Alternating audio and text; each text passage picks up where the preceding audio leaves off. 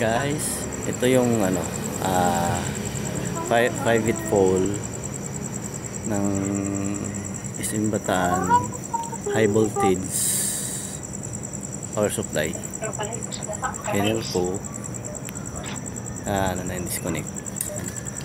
Itong mga maintenance is preventive maintenance and power techs.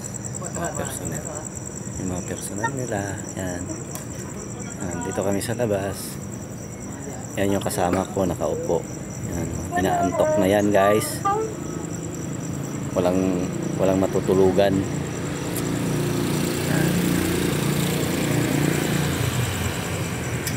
Yan guys.